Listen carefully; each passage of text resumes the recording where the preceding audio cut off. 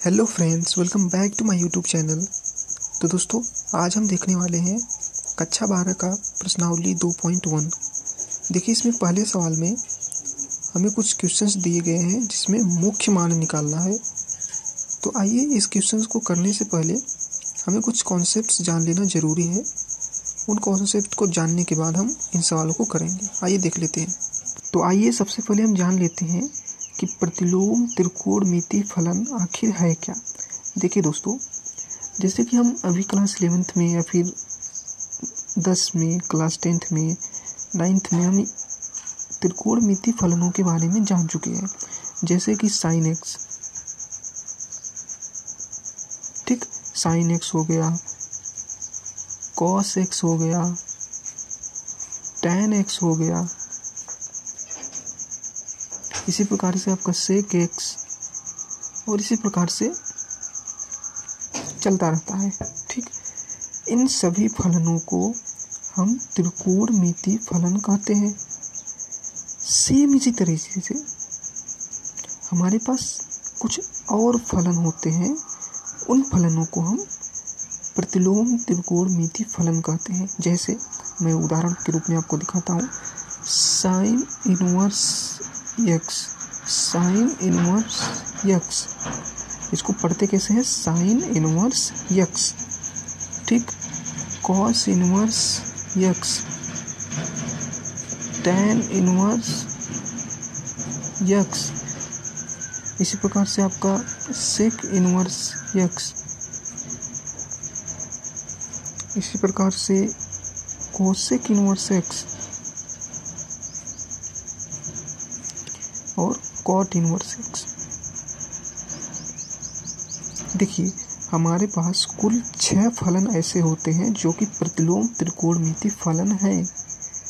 अब देखिए, ये जो फलन होते हैं ना, ये हमें बताते क्या है।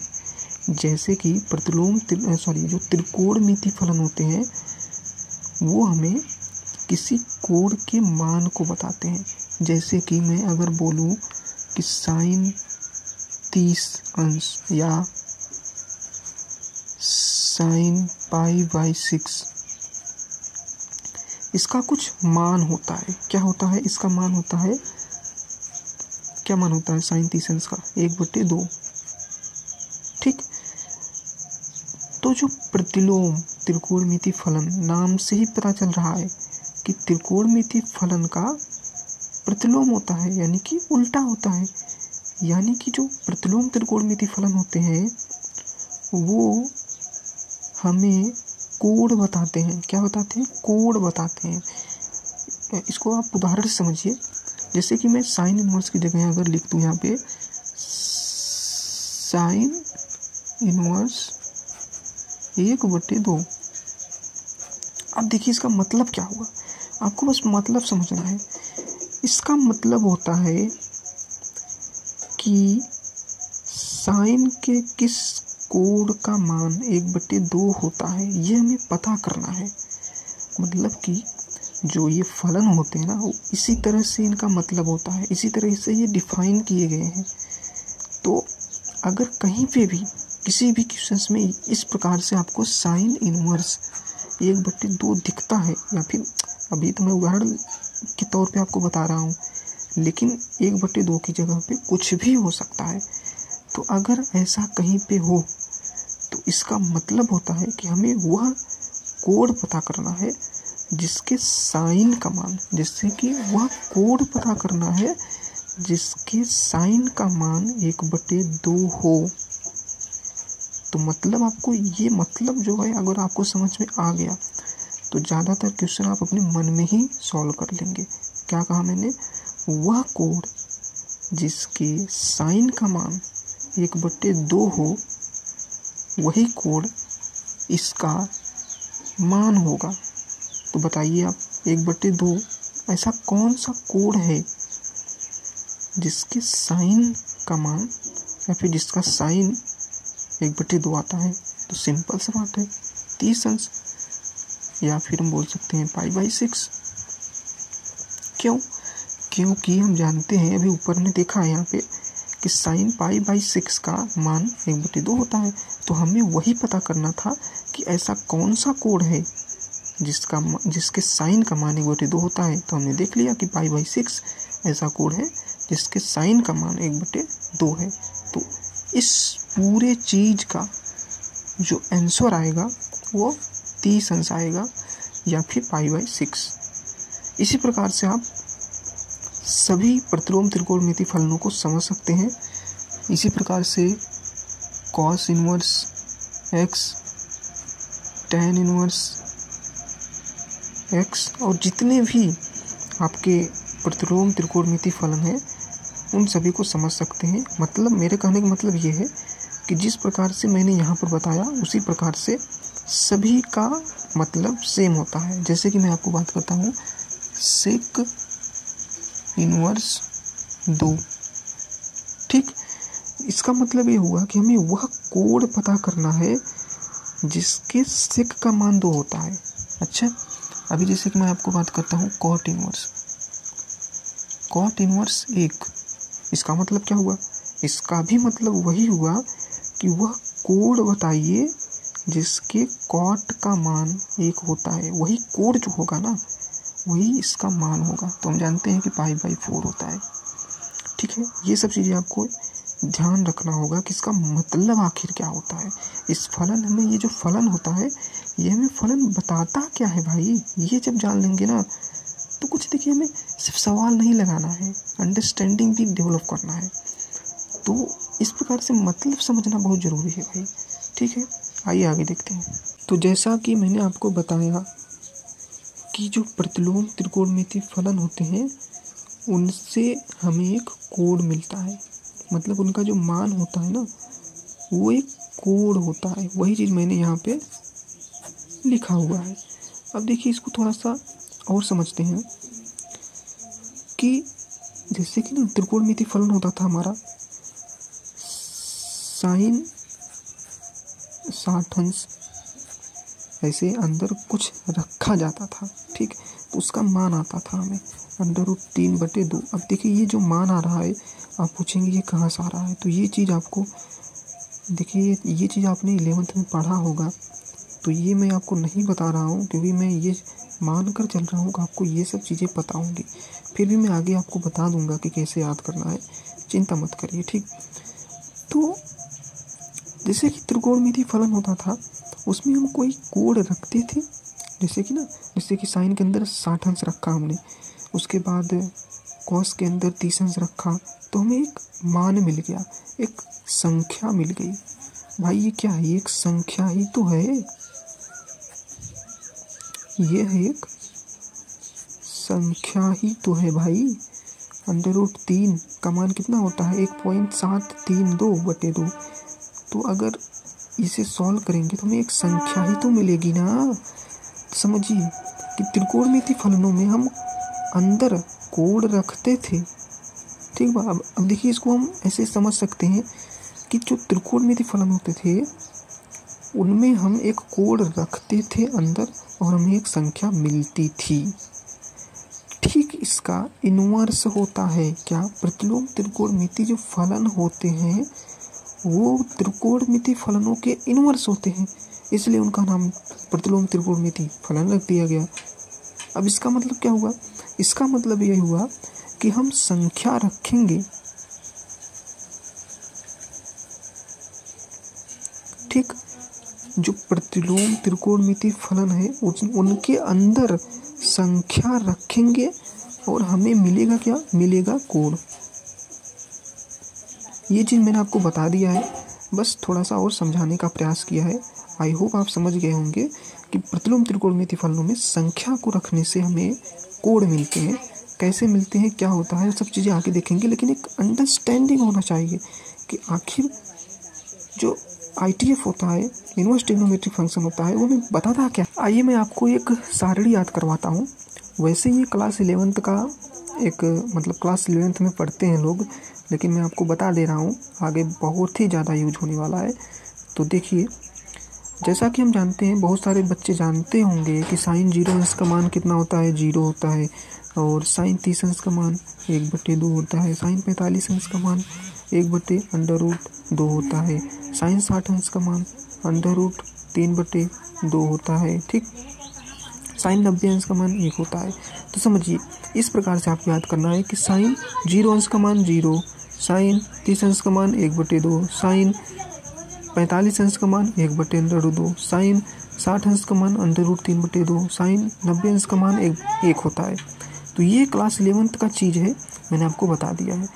और याद करने का ट्रिक आपको बहुत ही आसानी से मैं आपको बताऊंगा। देखिए याद करना ही नहीं है, बस एक आपको याद करना पड़ेगा। देखिए साइन का जो मैंने ये इतना जो वैल्यू लिखा है ना, ये आपको याद करना पड़ेगा सिर्फ साइन का। कॉस का कुछ नहीं करना है, बस उल्टा लिख देना है। जैसे कि इस यहाँ से यहाँ तक, ठीक है, 1 से 0 तक लिखते जाना है, बस उल्टा। 1 फिर √3/2 लिख दीजिए, फिर 1/√2, फिर 1/2, फिर 0। मतलब कि जो साइन का था ना उसका उल्टा होता है कॉस। मतलब इसका मतलब क्या हुआ, मतलब ये होगा कि कॉस 0 अंश का मान 1 होता है। ठीक, कॉस 30 अंश का मान √3/2 होता है, कॉस 45 अंश का मान 1/√2 होता है, कॉस 60 अंश का मान 1/2 होता है, उसके बाद कॉस 90 अंश का मान 0 होता है। इस प्रकार से आपको याद करना है। अब बात करते हैं tan की। तो देखिए tan का कैसे निकालेंगे, हमको याद नहीं करना है। देखिए मैंने साइन का याद किया, कॉस का अपने आप याद हो गया। अब जब कॉस का याद हो गया ना तो tan का भी अपने आप याद हो जाएगा। ठीक, कैसे, आइए देखते हैं। देखिए हम जानते हैं कि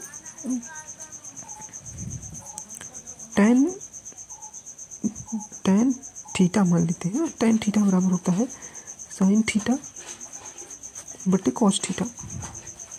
ये हम जानते हैं 11th में। भाई अगर आप इतना नहीं पढ़े हैं ना तो भाई आपको कुछ नहीं हो सकता। इतना तो आपको जानना ही पड़ेगा भाई। tan थीटा बराबर होता है साइन थीटा बटे कॉस थीटा।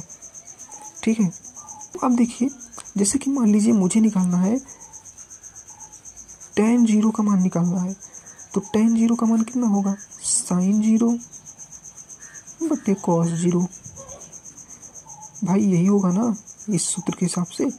अब देखिए साइन 0 का मान हमें इस सारणी की मदद से पता है 0 बटे में। अब कॉस 0 का मान क्या होगा, तो कॉस 0 का मान भी हमें पता है 1 होगा, 1 हो जाएगा। अब 0/1 क्या होता है भाई, 0/1 होता है 0। तो इसका मतलब ये हो गया कि tan 0 अंश का मान 0 होता है। इस प्रकार से आप tan 30 अंश, tan 45 अंश, tan 60 अंश, tan 90 अंश का भी मान निकाल सकते हैं।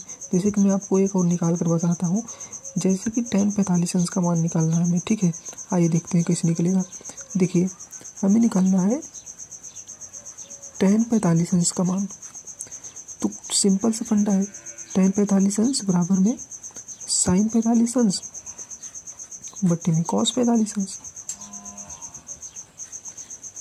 तो साइन 45 अंश का मान हमें इस सारणी से पता है 1/√2, 1/√2, फिर बटे में कॉस 45 अंश का मान भी 1/√2। तो इस प्रकार से tan 45 अंश का मान 1 आ जाएगा। अब देखिए आप सोच रहे होंगे कि यहाँ पर पहले लिख देता हूँ मैं, tan 45 अंश का मान 1, सॉरी यहाँ पर आएगा।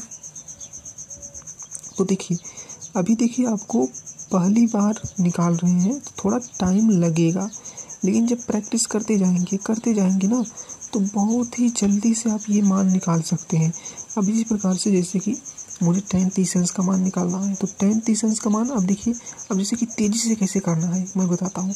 देखिए tan 30 अंश का मान साइन 30 अंश, अब मन में ही करना है। अब देखिए इसे बार बार लिख के नहीं करना है, मैं अपने मन में ही कर रहा हूँ। देखिए tan 30 अंश बराबर में साइन 30 अंश बटे कॉस 30 अंश। तो साइन 30 अंश का मान हमें पता है याद। अब देखिए पता कैसे है, ये हमें याद करना पड़ेगा। कितना होता है 1/2, और कॉस 30 अंश का मान √3/2, ये हमें याद है। ठीक है, मैं अलग से लिख देता हूँ उसे। ये देखिए यहाँ पे 1/2 साइन 30 अंश, कॉस 30 अंश √3/2। अब इसी को सॉल्व कर लीजिए, आंसर आ जाएगा। तो देखिए 1/2 गुणे 2/√3 सॉल्व करने आना चाहिए आपको, बराबर में 1/√3। तो जो tan 30 अंश का मान है वो क्या आ गया आपका 1/√3। तो इस प्रकार से आप निकाल भी सकते हैं, ट्रिक भी मैंने बता दिया। या तो जो मैं ये सारणी बना रहा हूँ ना, इसे याद कर लीजिए। देखिए भाई, मैं एक चीज़ बता देता हूँ आपको, याद करे रहेंगे ना, दिमाग में अगर तुरंत जहाँ भी यूज करना होगा तुरंत दिमाग में आ जाएगा। निकालने बैठेंगे तो इतना हमारे पास टाइम नहीं है, तो याद ही कर लीजिए भाई, आपके लिए बहुत ही फ़ायदा करेगा, ठीक है। और जिसको भाई नहीं याद करना है वो इस प्रकार से लॉजिक से निकाल भी सकता है। इसी प्रकार से tan 60 अंश, तो tan 60 अंश बराबर हो गया sin 60 अंश बटे cos 60 अंश। तो sin 60 अंश का मान हमें पता है कि 1/√3/2 होता है, ठीक। फिर उसके बाद cos 60 अंश का मान 1/2 होता है। इसको सॉल्व करेंगे तो √3 आ जाएगा, तो यहाँ पर लिख देते हैं √3, ठीक, √3 लिख दिया। इसी प्रकार से अब बात करते हैं tan 90 अंश। tan 90 अंश बराबर, मन में ही कर रहा हूँ मैं, देखिए मन में ही कर रहा हूँ, sin 90 अंश बटे cos 90 अंश। sin 90 अंश का मान मुझे पता है 1 होता है, cos 90 अंश का मान कितना होता है 0 होता है, तो 1/0 बराबर इन्फिनिटी, 1/0 बराबर इन्फिनिटी। अब उसके बाद आइए, अगर मान लीजिए हमें कोसेक का मान निकालना है तब कैसे निकालेंगे। देखिए हमें ये पता है, अच्छा हमारे पास जगह थोड़ा कमी है लेकिन यहाँ पर मैं लिख देता हूँ, यहाँ पर देखते हैं, ठीक, ये यहाँ पे देखते हैं। तो देखिए आप जानते हैं कि जो कोसेक थीटा होता है वो बराबर होता है 1/sin थीटा,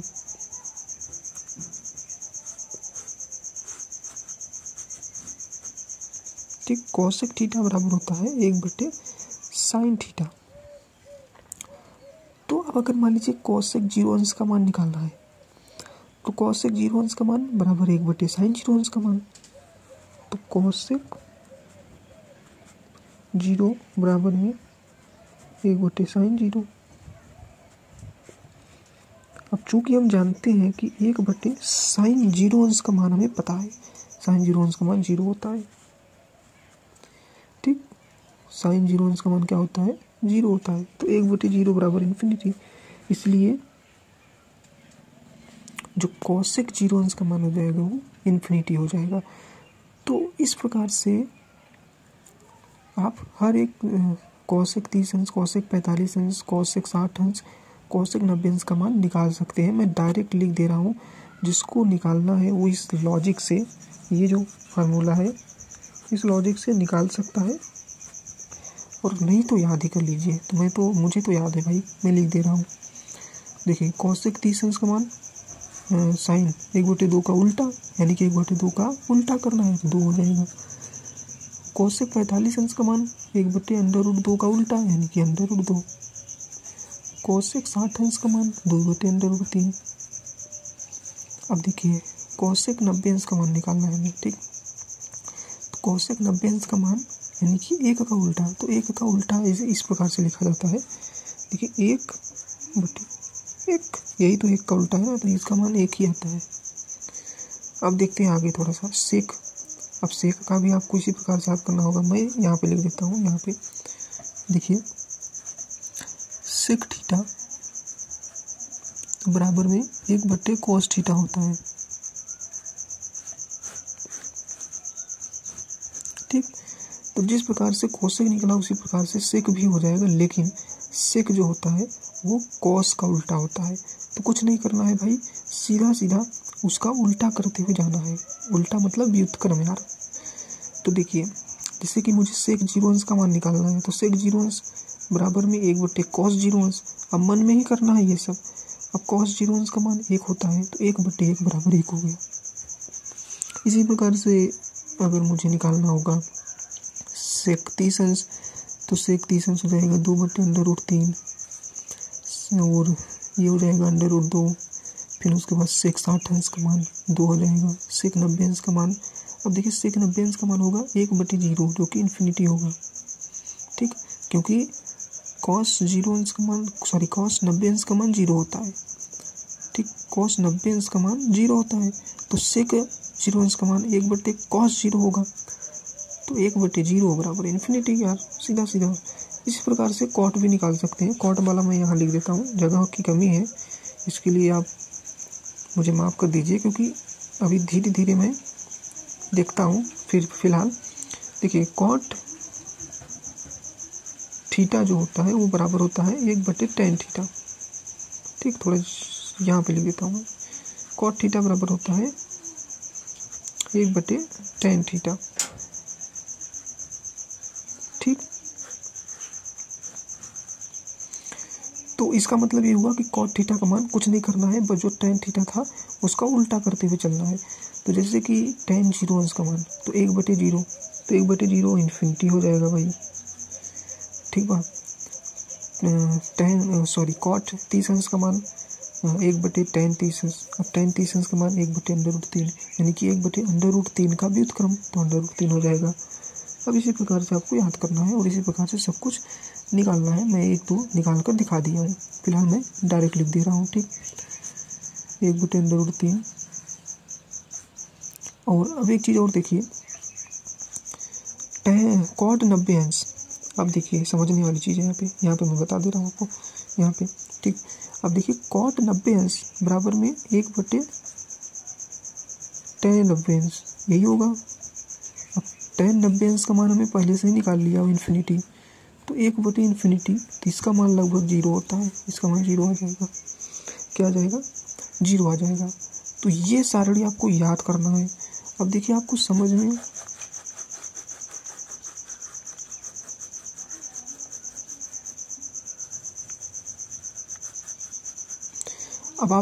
में आए या ना आए, ये सारणी आपको याद ही करना पड़ेगा। ठीक है, आगे देखते हैं। अब मैं आपको एक बहुत ही मज़ेदार कॉन्सेप्ट सिखाता हूँ दोस्तों। देखिए, जैसा कि हम जानते हैं, जैसे मान लीजिए मैं एक उदाहरण देता हूँ आपको, साइन इनवर्स 1/2, वही उदाहरण लेते हैं और इसी से एक बहुत ही गजब का कॉन्सेप्ट सिखाऊंगा आपको। वो मज़ा आ जाएगा भाई, मज़ा आ जाएगा। देखिए, अब देखिए हमें बताना है इसका मान क्या होगा। ठीक, अब मैंने क्या बताया था, इसका मतलब क्या होता है, पहले मतलब पे जाना है कि इसका मतलब क्या होता है। तो हमने देखा था कि हमें वह कोण बताना है जिसके साइन का मान 1/2 हो। तो कुछ लोग कहेंगे कि इसका मान तो π/6 होगा, π/6 यानी कि 30। अब जो बच्चा क्लास 11th में ट्रिग्नोमेट्री को गहराई से पढ़ा होगा, उसके दिमाग में बत्ती जली होगी कि गुरुजी, एक साइन 150 अंश का मान भी तो 1/2 होता है। जी, आप सही पकड़े हैं। देखिए, ITF में यही मेन खेला है। क्या है कि भाई सिर्फ 30 अंश के साइन का मान 1/2 थोड़ी होता है। 150 अंश ले लीजिए, उसके भी साइन का मान 1/2 होता है। नहीं यकीन होता आपको तो मैं निकाल के दिखा दे रहा हूँ। देखिए, साइन 150 अंश। ठीक, अब मान कैसे निकालते हैं ये भाई आपको आना चाहिए। ठीक है, साइन 150 अंश को हम साइन 180 माइनस 30 अंश लिख सकते हैं। ऑब्वियस सी बात हुआ, 180 माइनस 30 बराबर 150 अंश हो जाएगा। ठीक, तो अब यहाँ पे हम जानते हैं कि ये जो होगा उसका मान हो जाएगा साइन 30 अंश। तो साइन 30 अंश का मान कितना होता है भाई? साइन 30 अंश का मान होता है 1/2। अब अच्छा, अभी मैं मेन टॉपिक पे आता हूँ कि मैं बता क्या रहा था आपको। मैं बता रहा था कि भाई π/6 और साइन 150 अंश को हम क्या लिख सकते हैं? 150 अंश को हम लिख सकते हैं 5π/6। ऑब्वियस सी बात बा। ठीक, तो π/6 एंड 5π/6 दोनों के साइन का मान 1/2 है। Wow, beautiful. अभी आपको एक चीज़ और मैं बता देता हूँ कि सिर्फ यही 2 कोण ऐसे नहीं है जिनके साइन का मान 1/2 है। ऐसे अनंत कोण हैं। अनंत, अनंत का मतलब समझते हैं? ऐसे बहुत सारे कोड हैं जिनके साइन का मान 1/2 होता है।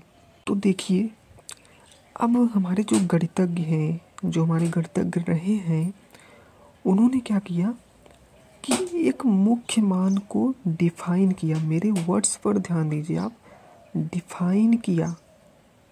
डिफाइन करने का मतलब यह है कि अगर साइन इनवर्स या फिर साइन इनवर्स जो फलन होता है ना, उसका अगर मान निकालना है हमें, तो ऋण π/2 और π/2, ये जो ब्रैकेट का मतलब समझते हैं ना आप, इसी के बीच में लेना है। अब देखिए, सबसे पहले मैं आपको बता देता हूँ कि हमारे जो गणितज्ञ थे, उन्होंने जो ITF प्रतिलोम त्रिकोणमिति फलन होता है, सभी प्रतिलोम त्रिकोणमिति फलनों का एक मुख्य मान डिफाइन किया, मतलब बनाया। अब ये मुख्य मान आपको याद होने चाहिए। पहले तो इतना समझ लीजिए कि साइन इनवर्स एक्स का जो मुख्य मान होता है वो ये होता है, ऋण π/2 से π/2, और ब्रैकेट भी ध्यान देना है। कॉस इनवर्स एक्स का ये होता है, टैन इनवर्स एक्स का ये होता है। ब्रैकेट पे ध्यान देना है, ब्रैकेट बहुत ज़रूरी है। कोसेक इनवर्स एक्स का ये होता है, सेक इनवर्स एक्स का ये, इसी प्रकार से आपका कॉट इनवर्स एक्स का ये होता है, देख लीजिए। ठीक है, प्रांत पे उतना फोकस नहीं करना है आपको जितना कि मुख्य मान पे करना है। ठीक है, तो मुख्य मान को याद कर लीजिए कि किसका मुख्य मान क्या होता है। ये सब लोग याद करते हैं, आपको भी याद करना है। और हाँ, मैं आपको थोड़ा सा हेल्प कर सकता हूँ ट्रिक देकर, अभी मैं आपको दूंगा ट्रिक। फिलहाल प्रांत पे उतना फोकस नहीं करना है, बस देख लेना है कि क्या क्या है, फिर भी याद करना चाहें तो याद कर सकते हैं। ठीक है, अब मैं आपको बताता हूँ कि इसका मतलब क्या है, मुख्य मान का मतलब क्या है, ये समझते हैं। ठीक है, तो देखिए, अगर कहीं पे भी हमें कोई क्वेश्चन मिलेगा जहाँ पर साइन इनवर्स का मान निकालना होगा, साइन इनवर्स के अंदर कुछ वैल्यू होगा, उसका मान निकालना होगा, तो भाई वैसे अभी हमने पीछे देखा कि उसके तो कई मान हो सकते हैं, अनंत मान हो सकते हैं, हर एक चतुर्थांश में अलग अलग मान होगा। ठीक है, जैसे हाँ अभी समझ रहे हैं ना आप। तो भाई ऐसे तो कोई निश्चित ही नहीं है कि उस साइन इनवर्स का मान या फिर उस फलन का मान क्या होगा, निश्चित ही नहीं है ना। तो इसीलिए गणितज्ञों ने मुख्य मान डिफाइन किया कि भाई कहीं भी अगर साइन इनवर्स फलन हो तो उसका जो मान हमें लेना है, जो मान निकालना है ना, वो इसी के बीच में निकालना है। यानी कि इसी जो ये रेंज है, जो ये आपका है ना, ये ब्रैकेट ऋण π/2 से π/2, इसी के बीच का कोड लेना है हमें साइन इनवर्स के लिए।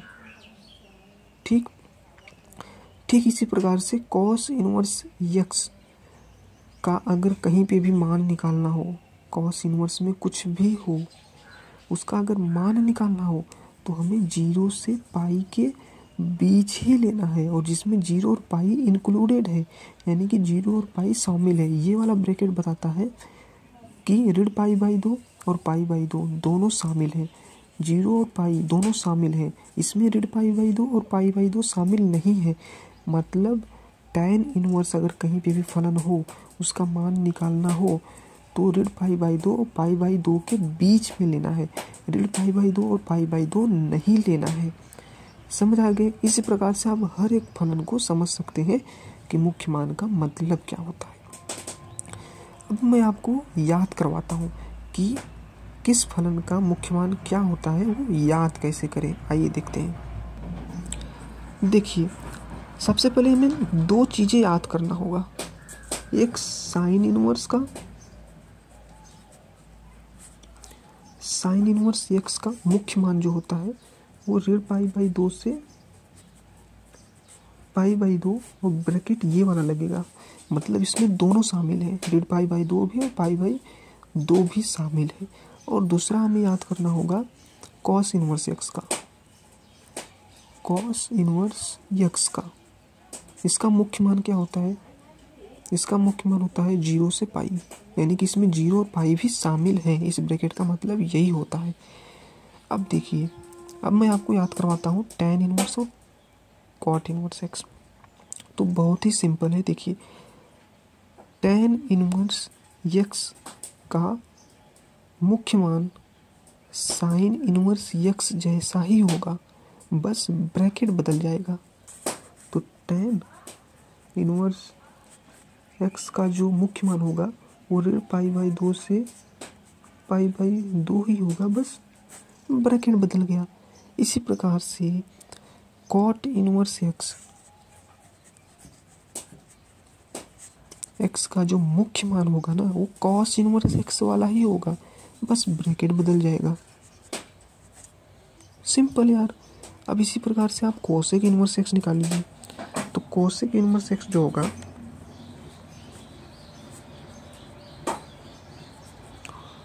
वो उसका जो होगा ना वो साइन इनवर्स एक्स जैसा ही होगा, लेकिन उसमें से 0 हटा देना है आपको। ठीक है, √π/2 से π/2 same to same sine inverse x जैसा, लेकिन इसमें से आप 0 हटा दीजिए। सेम टू सेम आप सेक इनवर्स एक्स। अच्छा, ये जो कोसेक इनवर्स एक्स होता है हम जानते हैं कि वो साइन इनवर्स एक्स से रिलेटेड होता है, मतलब कोसेक एक्स साइन एक्स से रिलेटेड होता है। तो इस प्रकार से आप अंडरस्टैंड मतलब आप रिलेट कर सकते हैं कि हाँ कोसेक इनवर्स एक्स का साइन इनवर्स एक्स जैसा होगा। क्यों? क्योंकि कोसेक एक्स और साइन एक्स एक दूसरे से रिलेटेड होते हैं। सेम इसी तरीके से सेक इनवर्स एक्स जो होगा उसका जो होगा ना उसका कॉस इनवर्स एक्स जैसा होगा, क्योंकि हम जानते हैं कि सेक एक्स और कॉस एक्स एक दूसरे से रिलेटेड होते हैं। ठीक है, तो 0 से पाई, लेकिन इसमें से हमें घटा देना है क्या? π/2। अब देखिए, अब इस तरह से याद करिए या चाहे जिस तरह से याद करिए, लेकिन इस सारणी को आपको याद करना है, चाहे जैसे याद करना है याद ही करना पड़ेगा आपको। ठीक है, बहुत ही इम्पोर्टेंट है। अब हमें एक लास्ट फार्मूला याद करना है। ये 6 फार्मूले मैंने लिखा हुआ है जो कि आपके सामने दिख रहा होगा। इन फार्मूलों को पढ़ने के बाद हम प्रश्नावली 2.1 का जो पहला सवाल है उसको इतने आसानी से सरल करेंगे कि आपको अंदाज़ा भी नहीं होगा भाई। तो इन फार्मूलों को आपको याद करना है। 3 फार्मूले इधर हैं, 3 फार्मूले इधर है।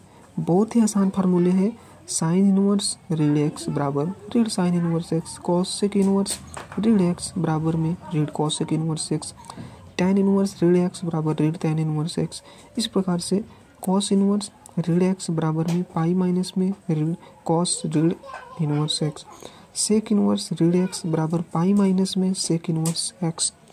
अब इसको मैं एक उदाहरण से बताता हूँ, जैसे कि साइन इनवर्स रीड √3/2।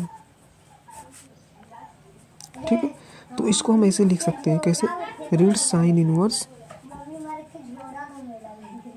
√3/2, यानी कि sine inverse cosec inverse tan inverse में जो अंदर अगर रीड होगा तो बाहर आ जाएगा। ठीक है, सिंपल।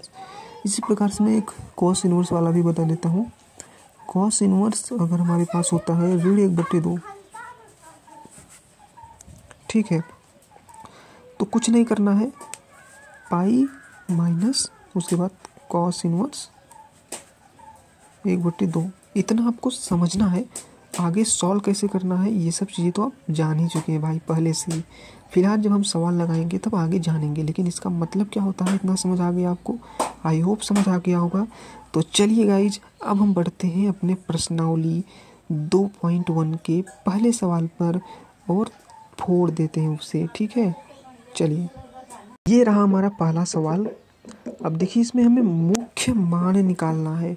किसका? पहला है हमारे पास साइन इनवर्स ऋण 1/2। भाई साहब इतना हलवा सवाल है यार, आइए करते हैं इसे। तो देखिए यहाँ पर मैंने अलग से लिख दिया हुआ है पहला सवाल साइन इनवर्स ऋण 1/2। अब भाई हमने अभी आपको एक फार्मूला लिखवाया कि साइन इनवर्स ऋण एक्स बराबर क्या होता है? ऋण साइन इनवर्स एक्स,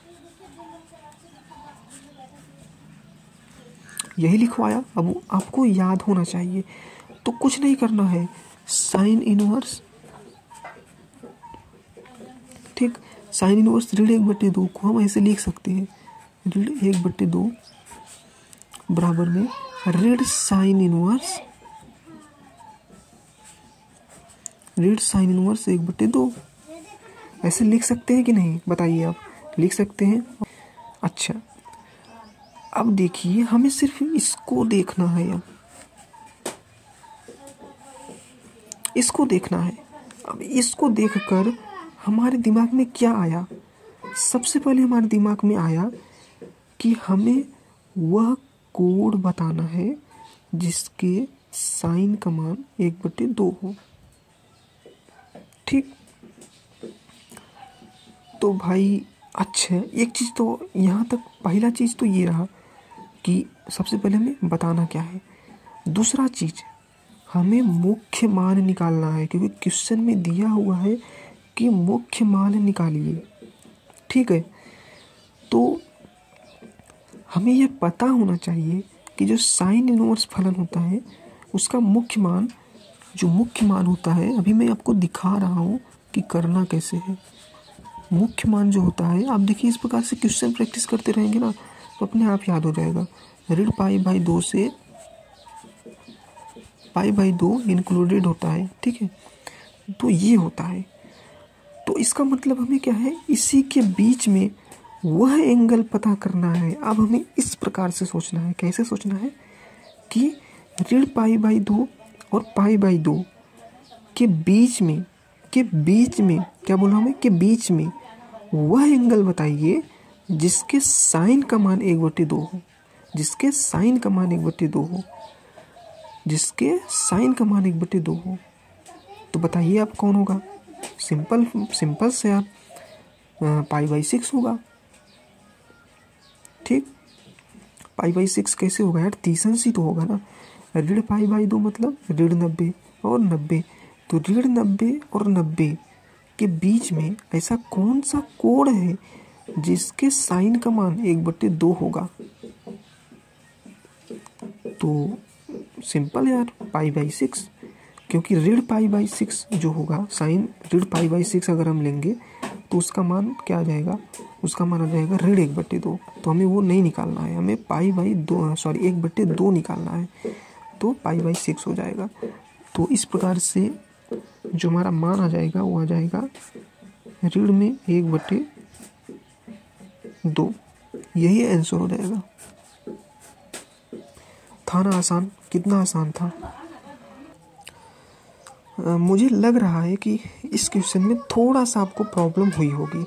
मैं ये चाहता हूँ कि कुछ भी दिक्कत ना हो, आपको एक भी डाउट ना रहे, इसलिए मैं इस क्वेश्चन को चाहता हूँ कि थोड़े अच्छे तरीके से समझाऊँ। तो देखिए यहाँ पे समझाता हूँ मैं।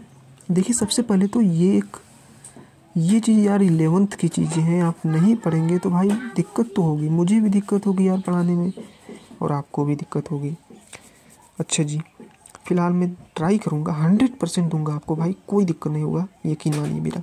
देखिए ये होता है ऋण π/2, ये 0 होता है, और ये होता है π/2, ठीक। ये आपका पाई होता है, और ठीक है। अब देखिए ऋण π/2 से π/2 मतलब कि यहाँ से लेकर यहाँ तक जितने भी एंगल हैं, उन सभी एंगलों में हमें वह कोण बताना है जिसके साइन का मान 1/2 हो। तो तो क्लास 11th में आपने पढ़ा हुआ था कि फर्स्ट जो क्वाड्रेंट होता है उसमें साइन का मान पॉजिटिव होता है, पॉजिटिव होता है साइन का मान। और चतुर्थ चतुर्थांश जो होता है उसमें साइन का मान निगेटिव होता है, निगेटिव होता है साइन का मान होता है। इतना तो आपको जानना ही पड़ेगा भाई, पहले से पढ़ के आना ही पड़ेगा। तो अब मैंने सोचा कि भाई जब ऋण π/2 से π/2 के बीच में हमें पता करना है कोण, तो भाई जो ये चतुर्थ चतुर्थांश है ऋण π/2 से 0, इसमें तो एंगल नहीं होने वाला है, इसमें तो होने वाला ही नहीं है, इसमें तो एंगल होगा ही नहीं। अरे सर इतना आप कॉन्फिडेंट से कैसे कह सकते हैं कि इसमें नहीं होगा एंगल? अरे मैं कह रहा हूँ नहीं होगा। क्यों? क्योंकि चतुर्थ चतुर्थांश में साइन का मान निगेटिव होता है बच्ची, तो उसमें तो आपको 1/2 नहीं मिलने वाला है। तो सर बचा सिर्फ पहला चतुर्थांश। तो पहले चतुर्थांश में हो सकता है, क्योंकि पहले चतुर्थांश में साइन का मान पॉजिटिव होता है, इसलिए इसमें तो हो सकता है आपका 1/2 मिल सकता है। तो बताइए भाई पहले चतुर्थांश में ऐसा कौन सा कोण है जिसके साइन का मान 1/2 होता है? सर अभी पीछे आपने बताया है, क्या होता है? π/6। क्या होता है? π/6। ओहो, ये मैंने क्या लिख दिया यार, ये मैंने क्या लिख दिया भाई, यहाँ पर π/6 ये गलत लिख दिया। सॉरी मैंने ध्यान ही नहीं दिया यार। यहाँ पर होगा π/6। सॉरी यार, बहुत ही बड़ी गलती हो गई है, कहाँ से हो गई मुझे समझ ही नहीं आ रहा है। चलिए कोई नहीं, अभी सही हो गया है। तो पहले चतुर्थांश में मैंने देखा π/6, तो साइन इनवर्स 1/2 का मान π/6 होगा। पहले से निगेटिव लगा हुआ था इसलिए यहाँ पर ऋण आ जाएगा, तो ऋण π/6 इसका आंसर हो जाएगा। आई होप ये सवाल आपको समझ आ गया होगा। चलिए दूसरे सवाल पे। ये रहा हमारा दूसरा सवाल। इसमें हमें कॉस इनवर्स √3/2 का मान बताना है, वो भी मुख्य मान। अब सबसे पहले हमारे दिमाग में आना चाहिए कि जो मुख्य मान होता है कॉस इनवर्स, अब सॉरी मैं थोड़ा तेज़ी से कर रहा हूँ क्योंकि इतने सरल सवाल यार तेज़ी से ही करना चाहिए। तो मुख्य मान जो होता है वो 0 से पाई के बीच में होता है, कॉस इनवर्स का मुख्य मान। तो अब हमें सोचना कैसे है, मेरे वर्ड्स पे ध्यान दीजिए। हमें सोचना ऐसे है कि 0 से पाई के बीच में वह कोण पता करना है जिसके कॉस का मान √3/2 होता है। तो सर सीधा सीधा इसका आंसर हो जाएगा π/6। क्योंकि सर 0 से पाई के बीच, मैं आपको यहाँ पर दिखाता हूँ, ठीक है, नंबर इस पे दिखाता हूँ। ये 0 हो गया, ये पाई हो गया, ये π/2 हो गया, और ऐसे ही चलता रहेगा। फिलहाल हमें 0 से पाई के बीच में मतलब है सिर्फ यहाँ से यहाँ तक। तो यहाँ से यहाँ तक ऐसे कोण बताना है, ऐसा कोण बताना है जिसके कॉस का मान √3/2 होता है। तो सर पहले चतुर्थांश में कॉस का मान पॉजिटिव होता है, दूसरे चतुर्थांश में कॉस का मान निगेटिव होता है। तो सर दूसरे चतुर्थांश में तो मान नहीं आएगा, क्योंकि दूसरे चतुर्थांश में कॉस का मान निगेटिव होता है और यहाँ पर √3/2 पॉजिटिव है, इसलिए पहले चतुर्थांश में ही आएगा। तो इसका मतलब अब हमें 0 और π/2 के बीच में फर्स्ट चतुर्थांश मतलब यही यार 0 से π/2, तो 0 से π/2 के बीच में वह कोण पता करना है जिसके कॉस का मान √3/2 होता है। तो सर कॉस 30 अंश का मान √3/2 होता है जो कि पहले चतुर्थांश में है, इसलिए सर इसका आंसर हो जाएगा π/6। आई होप आपको समझ आया होगा। चलिए अगले सवाल पे। ये रहा हमारा अगला सवाल, कोसेक इनवर्स 2। तो इसका हमें मुख्य मान निकालना है। अब मुख्य मान निकालना मतलब सबसे पहले मैं कोसेक इनवर्स का मुख्य मान पता होना चाहिए। तो इस प्रकार से सवाल करते करते आपको याद हो जाएगा, जैसे मैं लिख रहा हूँ उसी प्रकार से आपको भी लिखना है हर एक सवाल में कि उसका मुख्य मान क्या होता है। तो कोसेक इनवर्स का जो मुख्य मान होता है, याद करिए, ये साइन इनवर्स एक्स जैसा है, क्योंकि कोसेक एक्स साइन एक्स से रिलेटेड होता है, तो साइन एक्स जैसा होगा। तो साइन एक्स का होता है ऋण π/2 से π/2, ठीक है। थोड़ा दिख नहीं रहा होगा आपको, मैं दिखा देता हूँ। देखिए ऋण π/2 से π/2 के बीच होगा, लेकिन इसमें से 0 घटा देना है। यही आपका मुख्य मान होता है कॉसेक इनवर्स x का। तो कहने का मतलब ये हुआ कि इसमें हमें वह कोण बताना है जिसके कॉसेक का मान 2 होता है। तो बताइए आप, ऋण π/2 से π/2 में ऐसा कौन सा एंगल है जिसके कॉसेक का मान 2 होता है। तो सर अब पहले ये बना लीजिए आप, या फिर आपको अगर वैसे ही पता है तो वैसे ही करिए, कोई दिक्कत वाली बात नहीं है, ठीक। तो सर हमें पता है कि जो 30 अंश होता है π/6, उसके जो कोसेक का मान होता है वो 2 होता है, ठीक। क्योंकि साइन 30 अंश का मान क्या होता है 1/2, तो उसका उल्टा 2 हो जाएगा। तो कहने मतलब है कि सर π/6 इसका आंसर होगा। सीधा मैंने लिख दिया, इसका मान क्या होगा π/6। अब सर सीधा लिख दिया आपने, हाँ सीधा लिख दिया, इसमें कोई वो बात थोड़ी है। मुझे आ रहा था, मैंने सीधा लिख दिया, आपको नहीं आ रहा है तो आप वो इस प्रकार से समझ लीजिए यार, कोई दिक्कत नहीं है। देखिए यहाँ से 0, यहाँ से π/2, यहाँ से ऋण π/2, ठीक। तो यहाँ से यहाँ के बीच में हमें वह कोण बताना है, 0 को छोड़ देना है यहाँ पे, ठीक है, 0 को छोड़ देना है, तो 0 को नहीं लेना है। वह कोण बताना है जिसके कॉसेक का मान 2 होता है। तो देखिए इसमें आपका एक एंगल होगा चौथे चतुर्थांश में क्या होता है कि कॉसेक का मान निगेटिव होता है, ये तो पता होगा ना आपको।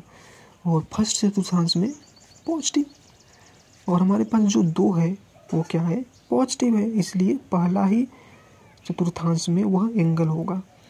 तो पहले चतुर्थांश में ऐसा कौन सा कोण है जिसके कॉसेक का मान 2 होता है, तो वो होता है π/6 यानी कि 30 अंश।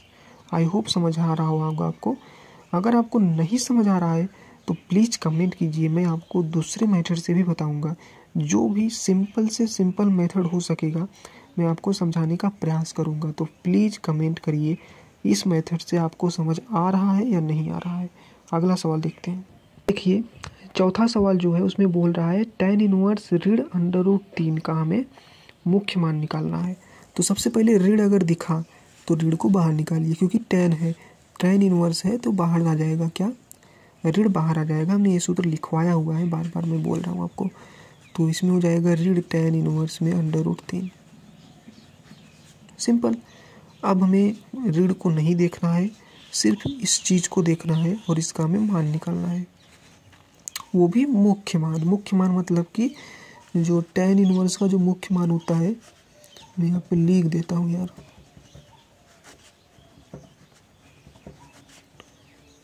tan इनवर्स का जो मुख्य मान होता है वो होता है tan इनवर्स मतलब कि साइन जैसा होगा। तो साइन जैसा मतलब कि ऋण π/2 से π/2, लेकिन ब्रैकेट वो वाला रहेगा, ओपन ब्रैकेट रहेगा, ठीक। तो अब हमें ऋण π/2 से π/2 के बीच में वह कोण पता करना है जिसके tan का मान √3 होता है। बताइए भाई ऐसा कौन सा कोण होगा। तो पहले इस चतुर्थांश में होगा, क्योंकि चौथे में तो होगा नहीं, चौथे में तो tan का मान निगेटिव होता है। तो पहले चतुर्थांश में अब जो मैंने आपको सारणी एक बनवाया हुआ था, ट्रिग्नोमेट्री टेबल जो बनवाया हुआ था ना, उसकी मदद से आपको ये निकालना होगा कि ऐसा कौन सा कोण है जिसके tan का मान √3 होता है। तो मुझे तो याद है भाई, मैं लिख दे रहा हूँ डायरेक्ट इसका आंसर।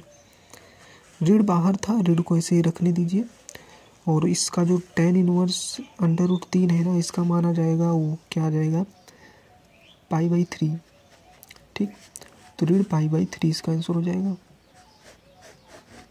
ठीक। चलिए आगे चलते हैं। देखिए दोस्तों, जो 5वां सवाल है और जो 6वां सवाल है, इसको आप अपने से कर सकते हैं। मुझे उम्मीद नहीं विश्वास है कि आप ये कर सकते हैं अपने से। तो ट्राई करिएगा, अगर नहीं आएगा तो कमेंट करिएगा कि कौन सा नहीं आया है। मैं 7वां सवाल आपको बता देता हूँ क्योंकि इसमें सेक है। तो देखिए सेक का जो मुख्य मान होता है वो क्या होता है, कॉस जैसा होगा। तो कॉस का क्या होता है, 0 से पाई, ठीक, 0 से पाई, इसमें से घटा दीजिए आप क्या, पाई/2, बस यही मुख्य मान होता है। तो अब हमें 0 से पाई के बीच में वह कोण पता करना है जिसके सेक का मान 2/√3 होता है। तो सबसे पहले हमें क्या करना ना, कॉस के बारे में सोचा हमने। तो हमने देखा कि भाई जो कॉस 30 अंश का मान होता है वो √3/2 होता है। इसका मतलब होता है भाई, उसका मतलब होता है कि सेक 30 अंश का मान भी 2/√3 होगा, क्योंकि उल्टा हो जाएगा, ठीक। तो इसका आंसर मैंने डायरेक्ट लिख दिया कि पाई/6 होगा। कैसे डायरेक्ट लिखिए अभी मैं आपको बताता हूँ। देखिए मैं आपको फिर से बताता हूँ भाई, मुझे ऐसा क्यों लग रहा है कि मैं थोड़ा जल्दबाजी कर रहा हूँ, लेकिन चलिए मैं फिर से आपको बता देता हूँ। देखिए भाई, हमें पता क्या करना है, हमें 0 से पाई के बीच में पाई/2 को छोड़कर वह एंगल पता करना है जिसके सेक का मान 2/√3 होता है, ठीक है। इतना तक समझ आ गया होगा। हाँ, तो मैंने देखा, क्या देखा मैंने कि ये 0 है, ये पाई है, यहाँ से यहाँ हमें वह कोण बताना है जिसके सेक का मान 2/√3 हो।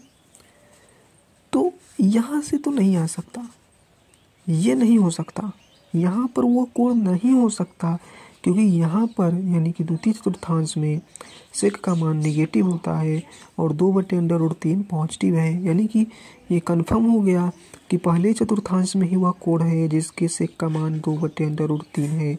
तो पहले चतुर्थांश में पाई/6 वह कोण है जिसके सेक का मान 2/√3 होता है। तो मैंने डायरेक्ट लिख दिया। अब मुझे कैसे पता चला कि पाई/6 ही वह कोण है जिसके सेक का मान 2/√3 होता है? वो आपको तब पता चलेगा जब आप उस सारणी को याद करेंगे या फिर उस सारणी का प्रैक्टिस करेंगे जो मैंने पीछे आपको दिया हुआ है, ठीक है। या फिर मैंने ऐसे भी दिमाग लगाया कि कॉस 30 अंश जो होता है या फिर कॉस पाई/6 का मान होता है वो √3/2 होता है, ठीक है। तो सेक पाई/6 का जो मान हो जाएगा वो 2/√3 हो जाएगा। अगर इतना दिमाग है आपके पास तब तो माशाअल्लाह भाई काम कर जाएगा। चलिए देखते हैं अगला सवाल। सवाल में हमारे पास बोल रहा है कि कॉट इनवर्स √3 का मुख्य मान बताइए। बहुत ही सिंपल है। देखिए कॉट इनवर्स एक्स का जो मुख्य मान होता है वो कॉस जैसा होगा, तो 0 से पाई ब्रैकेट बस चेंज करना है बस। यानी कि 0 से पाई के बीच में हमें वह कोण बताना है जिसके कॉट का मान √3 होता है। तो बताइए, अच्छा ज़रा आप बताइए क्या होगा। 0 से पाई √3 पॉजिटिव है और कॉट का प्रथम चतुर्थांश में पॉजिटिव होता है। मैं मन में कर रहा हूँ, ऐसे ही मन में आपको करना है, ठीक है। द्वितीय चतुर्थांश में जो कॉट होता है उसका मान क्या होता है, निगेटिव होता है। तो द्वितीय चतुर्थांश में तो नहीं होगा, पहले चतुर्थांश में ही होगा। पहले चतुर्थांश में पाई/3 का मान जो कॉट पाई/3 होता है उसका मान √3 होता है कि नहीं होता है। पाई/3 60 अंश, कॉट 60 अंश का मान √3 होता है, इसलिए इसका आंसर हो जाएगा पाई/3। आई होप आपको समझ आ गया है। अगर इस मेथड से आपको समझ नहीं आ रहा है तो कमेंट करिए, मैं आपको दूसरा मेथड आसान तरीके से बताऊंगा। मैं देखूंगा कि क्या दूसरा मेथड ऐसा है जिससे मैं आपको बता सकता हूँ। अगर होगा तो मैं आपको समझाने का प्रयास करूँगा, ठीक है। फिलहाल ये बेस्ट मेथड है। तो आई होप आपको समझ आ गया होगा। अब देखिए दोस्तों, जो 9वां सवाल है और जो 10वां सवाल है उसको आप अपने से ट्राई करिए। मुझे यकीन है कि आप कर लेंगे उन दोनों सवालों को, क्योंकि इतने मतलब कि मैंने बता दिया है, जो मेन कॉन्सेप्ट है वो मैंने बता दिया है कि मेन कॉन्सेप्ट क्या लगने वाला है उसमें, ठीक है। मैं 9वां सवाल आपको दिखा दे रहा हूँ। ये रहा 9वां सवाल। इसमें हमें कॉस इनवर्स √1/√2 का मान निकालना है। और ये रहा 10वां सवाल भाई। 10वां सवाल में हमें कोसेक इनवर्स √2 कमांड निकालना है। तो आई होप आप निकाल लेंगे। अगर नहीं आ रहा है मैं अगले वीडियो में बता दूंगा। बस आप क्या करिए कि कमेंट कर दीजिए कि सर मुझे ये वाला सवाल नहीं आ रहा है। उस सवाल का जो क्रमांक होता है उसको लिखकर भेज दीजिए कि सर मुझे 9वां या फिर 10वां नहीं आ रहा है, मैं अगले वीडियो में सॉल्व कर दूंगा उसे। ठीक है, तो ट्राई करिएगा। फ़िलहाल मुझे लगता है कि अब जो दूसरा सवाल है हमारे प्रश्नावली 2.1 का, उससे मैं अगले वीडियो में ही सॉल्व करता हूँ। ठीक है, क्योंकि उसमें कुछ कॉन्सेप्ट भी बताने हैं आपको। तो चलिए मिलते हैं अगले वीडियो में, तब तक के लिए जय हिंद, धन्यवाद।